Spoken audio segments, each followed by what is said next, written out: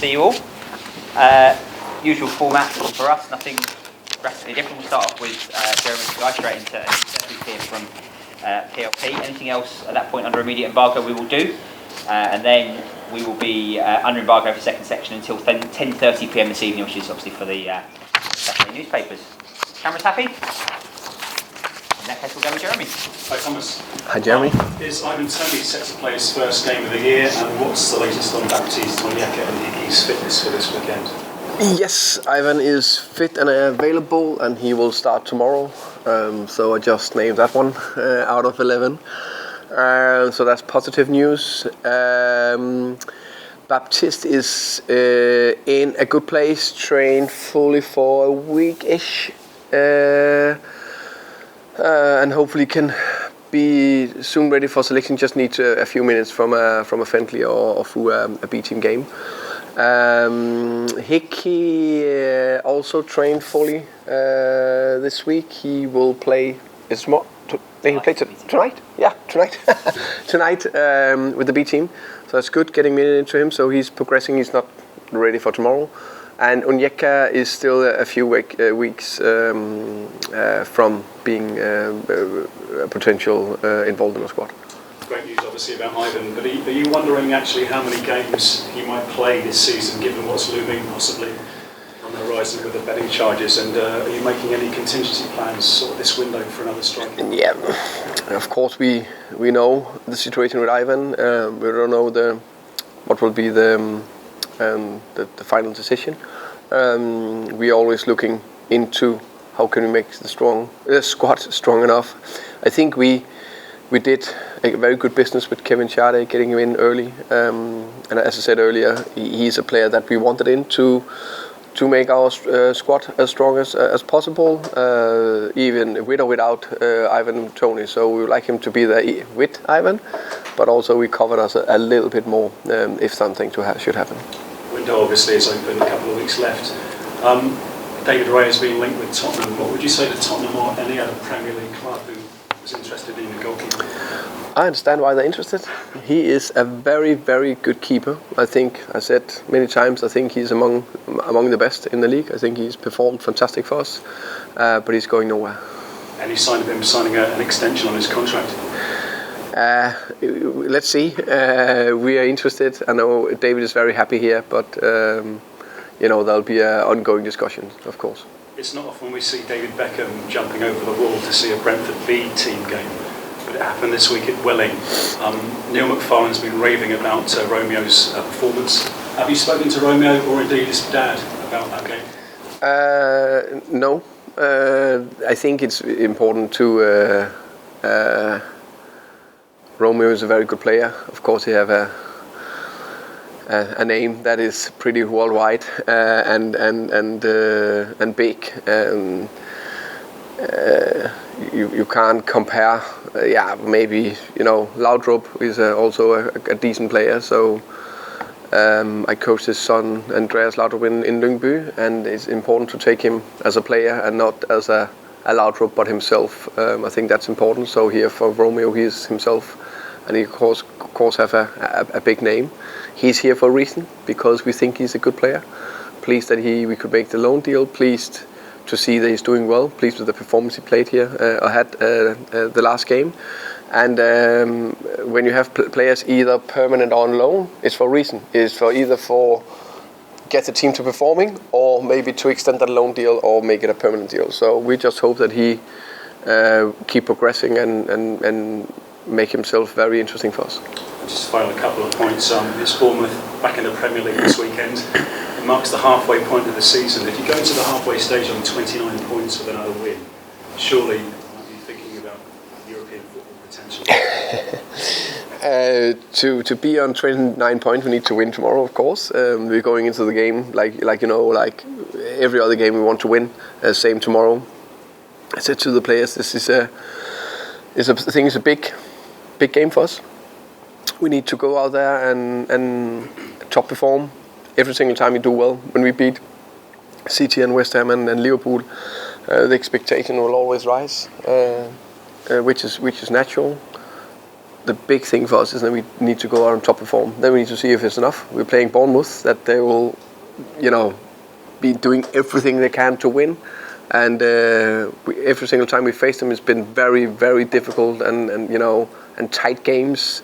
And I think Gary O'Neill and his coaching staff have done a very good job. So I expect a difficult game. But the big but, we need to attack and we need to be absolutely on it. And if you score first, you don't lose. It's an amazing record in the Premier League. If you score first, why don't Brentford lose? You get the first goal. You don't lose, do you? That'll be number one on the game plan for tomorrow. Score first, and then after that we'll not lose. Sometimes it's a little bit coincidence, but of course it's been a lot of games. I don't even know how many games it is. 18, 19, 19 games. Of course, that's a thing that will, of course, can give us confidence, and also the more we speak about it, other teams also think, okay, now it's going to be difficult, because we are very good at defending and we are running hard and fighting. So of course that's a big plus, and hopefully it will continue a long time. And just finally, great memories of Bournemouth's last visit to Brentford in the playoff. What a day that was, and what a result! Yeah, of course that was a big day for us. Of course it was. Probably one of the most important wins in the club's history. That game against Bournemouth, and everything around the game. Going down 1-0 after 5 minutes, and you're suddenly 2-0 down, and you got 85 minutes to turn that around. And what the team and the players did that day was amazing, and that everyone who saw that game will never forget it.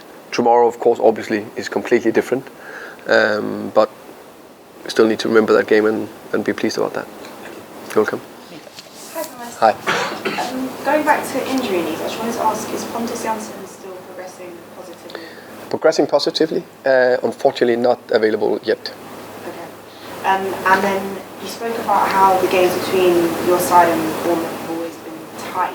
What did you take from the other game that they played this season? I remember it and also looked it back, the game this week. Very tight game. I think, to be fair, I think a tight game, if there should have been a narrower winner, it should have been us. But there was some decisive moment where it easily could have been Bournemouth who took the 3 point. And I think it was a good reminder to us about every game in the Premier League are so tight, so difficult to play. And they actually come, if you look at Premier League experience, maybe potentially they still have more experience in the squad and the team than us. So we need to be absolutely ready. You talk about each game being difficult. I don't know if you're aware of these stats, but when it comes to you facing teams higher than you in the table, there have been 9 occasions, your side's won 4 of them. Occasions below you in the table, which there have been 9 as well, you've only won 2. Is it a mentality case of like a smaller club trying to beat these bigger teams, and then when you face a team that maybe is on a similar level or lower, there's a bit more, I don't know, of a relaxed attitude? I think you're right, and there's something for, I don't know that for sure, of course, but for the most team that are getting promoted or have been only this the second year for us in the Premier League, it's still quite new, everything. When you meet the big clubs, it's still wow, in a way. So maybe you give 5% more, maybe. I hope that we put the same performance in against any team. That's definitely the thing we're preparing for, and try to get that message across to the players. I know for a fact we definitely, I'm convinced we're not relaxing. I understand where you come from, that extra alertness that you need to have in every game. But the counterpart to that is that every game is so tight, and the difference between players and teams are so little. So it's not that we can just outplay every team just with a snap of our fingers. It'll be very tight. But the big message this week is that we need to be on it. We've been training very hard since Monday. We will do our very best to attack and come out very intense tomorrow, because I think that's a key. They're almost like a wounded animal at the moment, having lost 5 in a row in all competitions. Do you think that's even more of a threat? Yeah, but the stats will always, at a certain, I think we are unbeaten in what, six, something like that. Yeah, so, we just know that will not continue forever, and they will not keep losing forever. So hopefully tomorrow we will still be unbeaten, and they would have lost, but yeah, it can change quickly. That's why I think we need to come out with the attitude where we are confident but humble. So we need to come out with the confidence that we should have, because we've done well, we perform well, we are in a nice flow.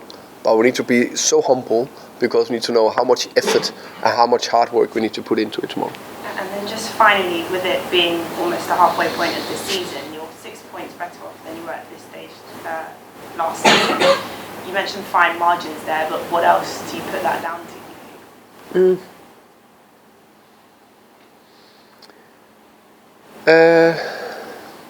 Good question. I think even last year, I felt that we were very consistent in our performance throughout the season, even in the spell where we lost definitely 500 pounds. I think we lost 7 or 8 out of 10 games, really in not a top run. There was many consistent performances, and I think that's a thing where we this year constantly putting decent performances out there. Hopefully learned a bit, hopefully added layers to the team's performance. Some of the players hopefully also got a little bit better, maybe more used to it. Maybe that could be some of it. Yeah, thank you very much.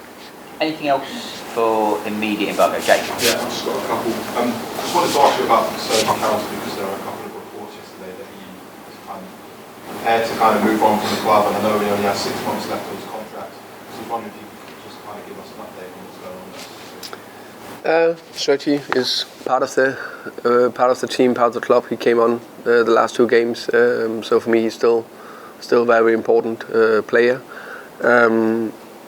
Like any other player, we are open to listening to clubs if they are coming in from our players, and then we may maybe say yes or no.